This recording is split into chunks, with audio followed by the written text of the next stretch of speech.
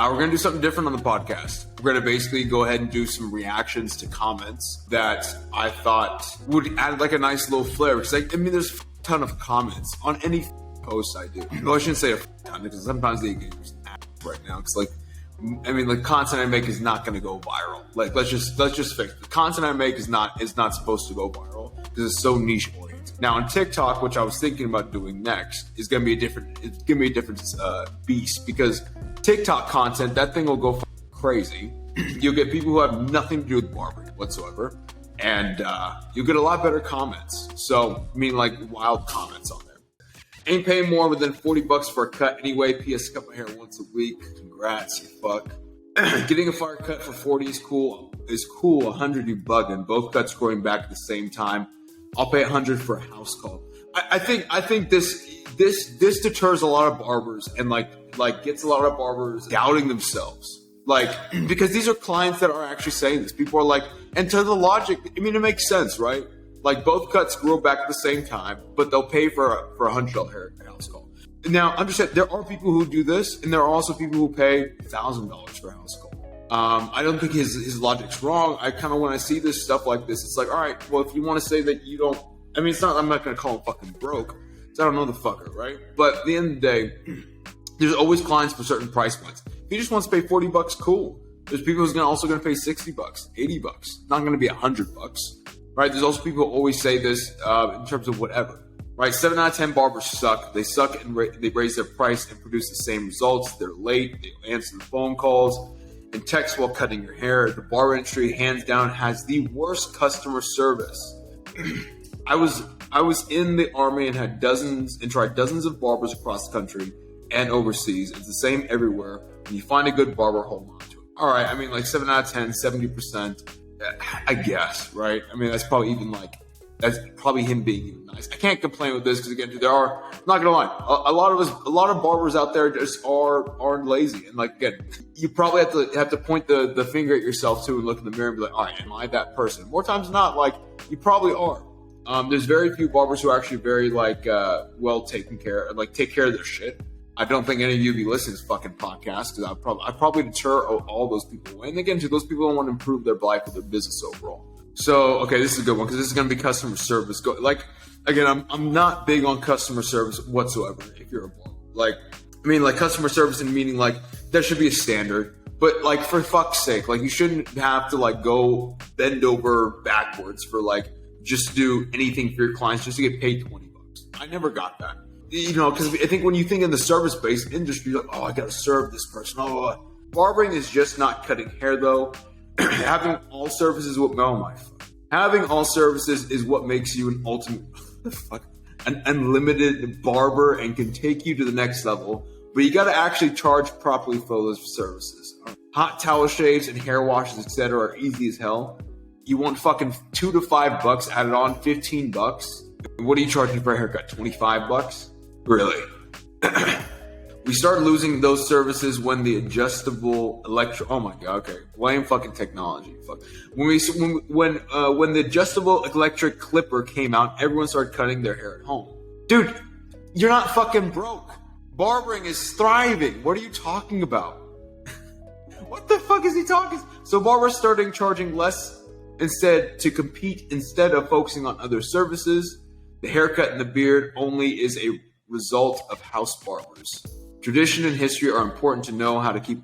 So barbers started charging less to compete instead of focusing on other services.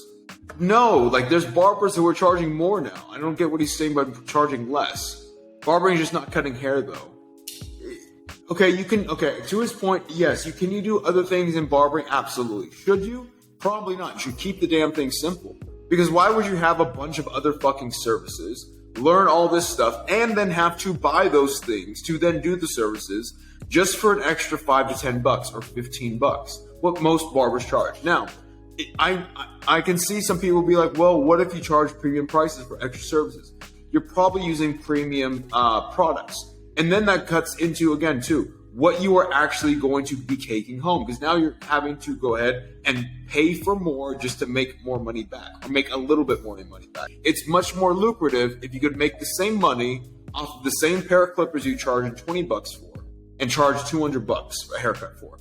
All that's different is your ability to run the business, not adding in a brand new 24 karat gold fucking blade, not fucking getting gold flakes that cost like hundreds of dollars and placing them on your client's eyeballs while they take a nap in a hot towel. But barbers think that, okay, cool, the more I provide for somebody, the more they're gonna, you're thinking of guilting somebody and giving you money instead of just being a fucking better business owner.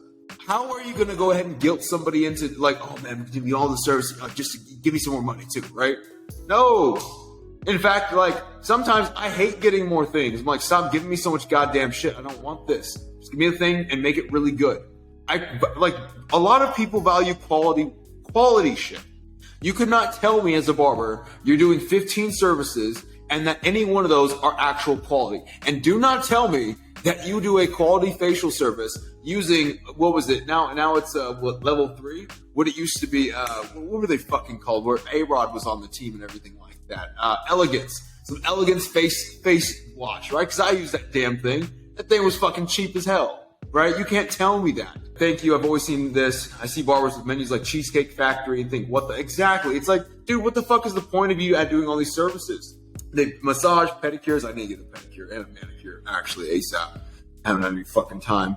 Steam treatments, etc. Just cut hair specifically. Exactly. Like, specifically and solve a problem to a market and serve a market, a specific market. And you'll be able to scale up on your pricing. What is this? People pay you to solve a problem for them. You should not just sell a haircut. You should sell value to your clients. Read that again. The difference is that a phone lasts way more than 2 weeks, while a haircut only lasts 2 weeks. $100. At $100, I expect all these barbers do every extra for free. Again, this is why every fucking barber thinks that they need to be adding more shit in, because you listen to broke people. Why are you listening to broke people? You are getting like brainwashed by motherfuckers like this who are broke, who expect more for very little upfront money instead of understanding what real value is. And this is why your business is fucked, because you listen to broke people.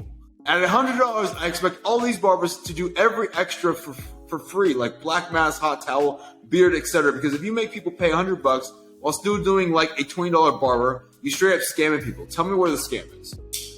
Where, like, okay, is the scam in Lamborghini and driving Toyota Corolla, is that a scam? Because at the end of the day, both get you from point A to point B. Or, maybe that is a scam. I don't know. Maybe it's a scam that we just don't ride on donkeys anymore, on horses. I don't know. Maybe that's not a scam. Fucking A. The hell is that logic from? All right, so what is this? I know a barber who makes $20K a cut, and I also know a barber makes $100K a cut, or $100 a cut. Both the same city, difference. First barber thinks no one will pay. Second barber fixed his business and now attracting new clients. Lesson in there. All right, so, oh man, somebody's tired of my shit. Finally, somebody's tired of my shit. I'm gonna address this once because I'm tired of this shit. If you love, oh my God, so one of these love what you do motherfuckers. If you love what you do, you will cut single mother's sons for free, and she will treat it like it's worth $100. I'm glad she's gonna treat it like $100, but I'm in business, so I'm gonna need that $100 if I charge that. I make that type of money anyway because I hustle. I don't need to rob the community. What does robbing the community have to do with anything?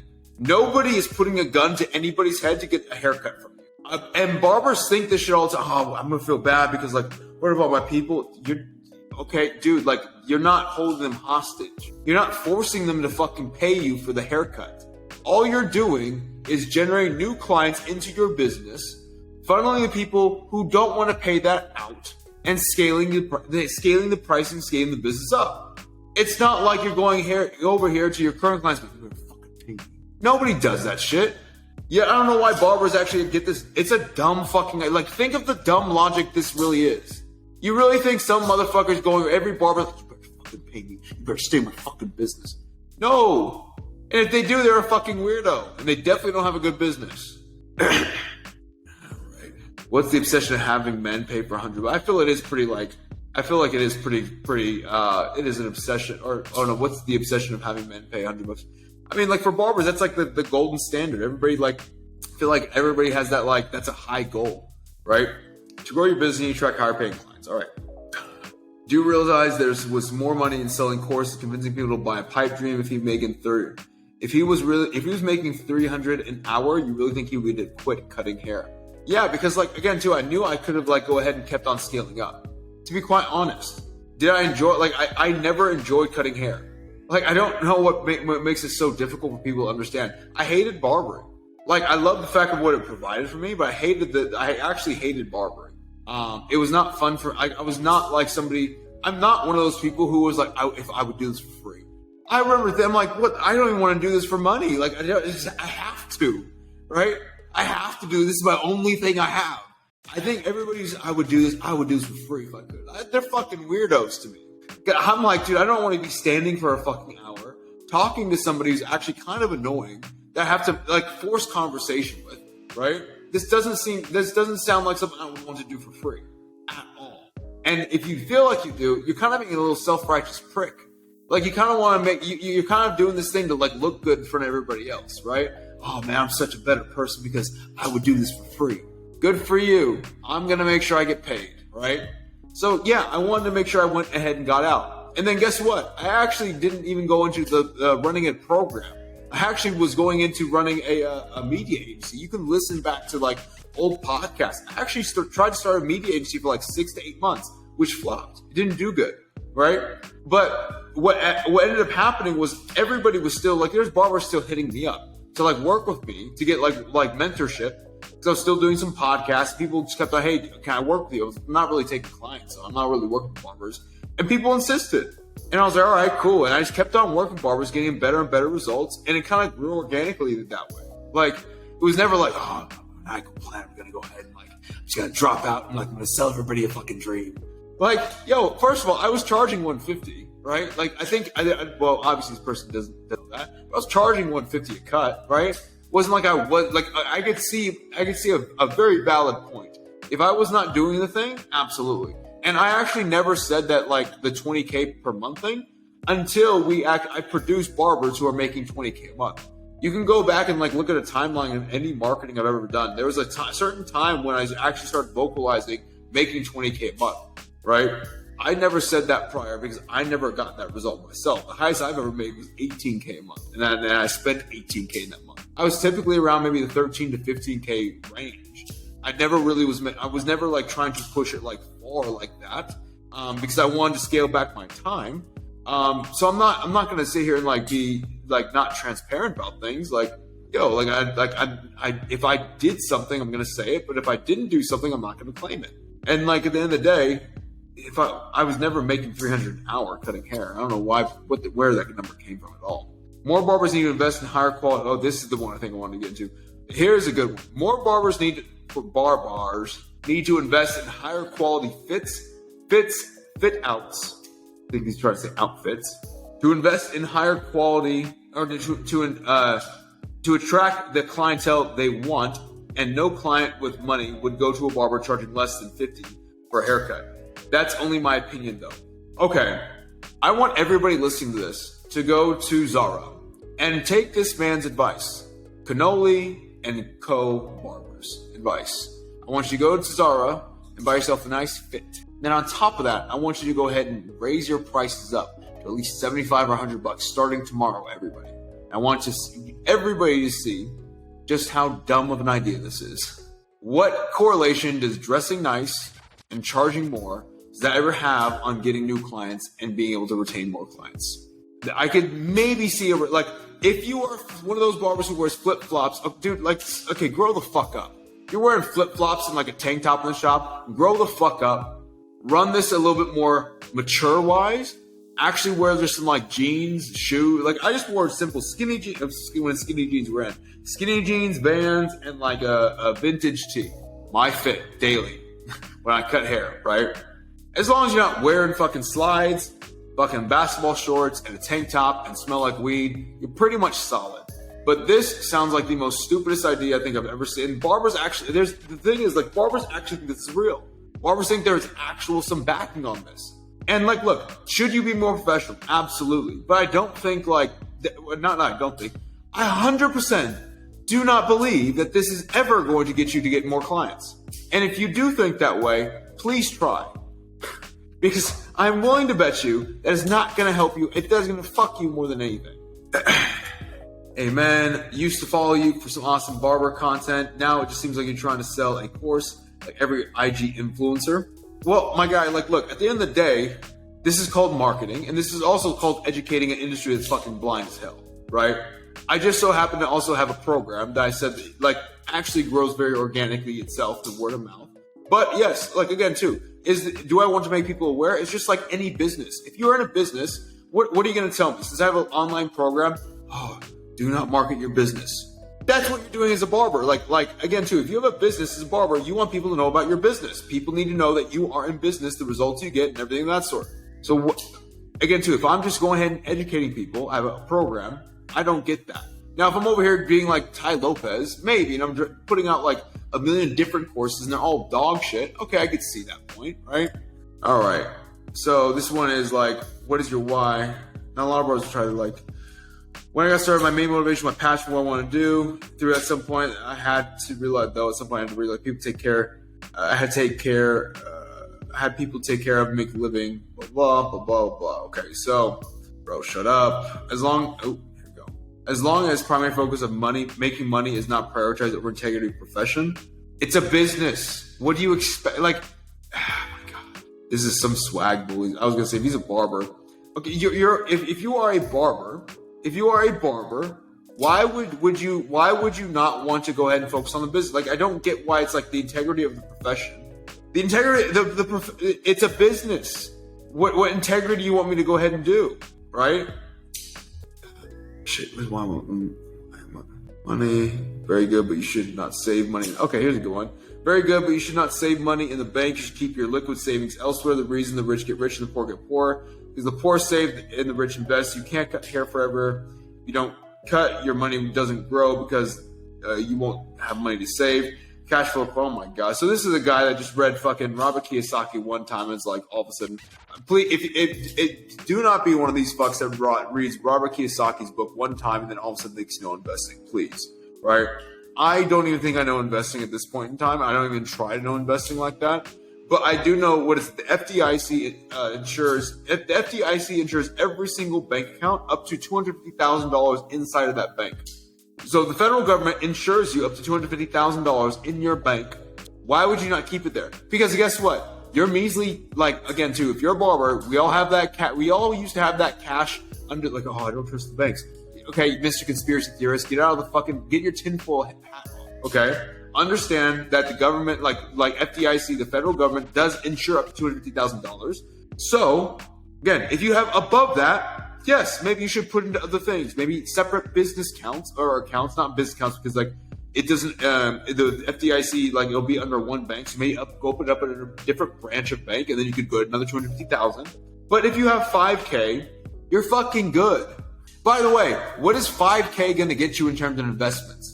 I think it's hilarious that a lot of people are like, barbers especially, oh man, like I got so much investment, blah, blah, blah. Like, dude, you're making $2K a month. You really think you're putting a couple $100 away?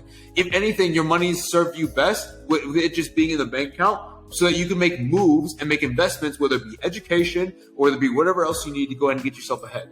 Use that money to build your current skill sets so you can make more money, max out your current skill level, your current profession, max that motherfucker out for how much money you can make, and then just start stacking up. And then if you want to get to investments, if you're making 20, 30K a month from cutting hair, awesome. So put that into investments. If you're making like 5K a month, you're not even playing with good money at that point in time. Just focus on building the business. Don't even worry about trying to educate yourself. That's my personal opinion. So even at my level, I'm not even worried about investments. I'm worried about growing the business. That is my investment at this moment in time. I know it's kind of corny to say, but at the end of the day, that is my investment. Yes, it will not pay me off. It will pay me off over the long term. It's not like something where I can like multiply it over an extended period of time without me doing physical work to it. But again, too, I just need to make sure I focus on the main thing. When you're making like when you're making like 10K a month, you should not even worry about investments. Worry about making more money. That's it. Worry about making more money. We're 5:20. I gotta wrap this up because I have to go into a Q&A call after this. I'll do a few more, then we'll wrap up. There we go. So look, what did I say here? So your self-worth doesn't determine the value you have for your clients. Just because you know what you're worth does not mean that your clients are automatically willing to pay more. Many barbers get this wrong. Yeah, because just because you think you know your worth doesn't mean that a client's gonna automatically do it. So a client is somebody you see on multiple occasions, somebody you jack the fucking prices up on They're not client. All right. So learn to spell. They're not clients. They're someone you rob with a gun. Who the fuck's holding a gun to somebody's head when they pay for a haircut? Please tell me. Like, use this logic. I think some people just want to be like these, like, oh, I'm for the people. And it's like, dude, nobody's fucking against the people. What are you talking about? Everybody has free will. Nobody has to come and support your business. Nobody's forcing these motherfuckers to pay. What a rubbish post. Awesome. Not about being impressed for a start. Fair play to the grind. I'm a barber that has to put the hours in on. It's one of these motherfuckers that loves it. Oh, I'm about the grind. If you're not about the grind, you're not really about being a barber, brother. I'm a barber that has put the hours in on daily and to earn a living. A barber in a barbershop with 10 other shops next door in a city that hasn't got the facility to charge 100 pounds on haircuts. This post is like them forex traders selling a dream that's not realistic for everyone, fair to others, but don't respect the workers. People out here not working on benefits to earn more than me. People out here not working on benefits. Okay, I don't get this, but like there are okay, like look, this small-minded thinking. Again, you can go to my last podcast I just made in the YouTube probably prior. Everybody can charge upwards of 100, 150. It's about how you understand how to get the business up there. You have clients around you. I don't care what city you're in. You have clients around you. You have to be able to build the business to get those clients into your business, though. That is the thing that you're lacking. And that's why most barbers can't see the vision. This is probably one of those barbers that's always going to be like talking. This is probably the type of barber that talks about my posts in the shop and are just like, that guy's a bunch of rubbish. He's such a bad person. Who the fuck would charge that? I'm for the people. Thinking that he's going to get some like moral. You know what it fucking sounds like? This is what it fucking sounds like. It sounds like you're the fucking, what's a good example of this, man? It sounds like you're one of those fucks who wants to go ahead and be somebody's stepdad, right? Because I'm not the stepfather. I'm the father who stepped up. It's like, all right, you really want to fucking father somebody else's kid? You really want to raise somebody else's kids, right? You really want to be the woman who's had other kids with another man, and then go ahead and raise their kids as well too. You really want to do that? That's like the most beta shit I think I've ever heard in my life. And this is like the same thing, trying to like make it seem like, oh no, I'm a real man. I help break. Dude, what the fuck? I would never want to go into like marrying a woman or even get in a relationship with a woman who already has kids. That's just my personal preference. I don't think any man should go ahead, like, and this again, my personal preference, any man who is single and who is like on his grind and focusing on things should go, like, you have your choice. You don't have to go ahead and do things. Like, again, I think a lot of society pressures men to go ahead and bend to like some story or something like that, where it's like, hey, look, you gotta take, like, hey, be a good man. Hey, be a good man. Step up. Be the stepfather. Fill that role. Yeah, like, waste your life away on somebody else's kids and raising them. Yeah, you're good, man. Cheer them on. Dude, I don't want to fucking do that. You ever thought about like what I want to fucking do? I don't want to fucking take on kids that aren't mine, right? And this is the same type of fucking energy. Oh, I'm gonna take care of my people. Great. All right, cool. Charge $30 a cut. The fuck? So I overcharge everyone. I'd rather cut for people that can afford the cut and be happy. He made all that money off Bitcoin. First of all, I've never done Bitcoin. Second of all, I'd rather cut for people that can afford the cut. So there's people who could afford $100, so you wouldn't want to cut them. Who would you want to cut then? Who? Honestly, who charges $150 to cut and why? If I want a fade and no shape up, it is still $150. Yeah, if the barber charges $150, just a lineup is $150. Like, again too, there are more people who are like civilian mindset, who are not entrepreneurial, who do not make money, who work a regular 9 to 5, taking all the regular 9 to 5 jobs, who fall into a lower tier category. And guess what? They will go ahead and fit into that $30, $35 price point. And that's fine. But for barbers, you don't have to go ahead and just be stuck there. You don't have to take, there's so many people, there's not enough barbers to take care of them. If you want to be one of those people, barbers that takes care of people, be my guest. But if they didn't come from me, I'm not taking care of them, bro. They're just like the kids, just like some fucking clients. I'm not taking care of you. I'm going to make sure my life is good in exactly the way I want to. I'm going to live my life exactly the way I want to. That's being called selfish? Fine. I'm taking care of myself. And guess what? I think more barbers should be selfish. More barbers should be thinking of themselves more instead of putting their clients and other people before themselves, their well-being, and their family. At the end of the day, if you're doing that, you're not working on scaling your business up, you technically are. You technically are. Well, I mean, like, overall, I mean, you kind of see, like, I mean, let me know what you guys think of this. Like, if this was valuable, I think overall, like, it's an eye opener. So you guys see, at least again, too, what I'm saying, and like everybody comes with the same bullshit excuses. I think next time we're going to dive into TikTok. Make sure to if you haven't checked out the YouTube channel, we're posting more on there. So if you want to watch the actual live video of this, you can watch it on YouTube as well. Make sure you actually also like this podcast, found it valuable. Make sure you share it with one friend. Make sure you take a screenshot, post it on your Instagram. Make sure to tag me in that as well too. And then that gives me heads up. Hey, you make more of these reaction videos. So till next time.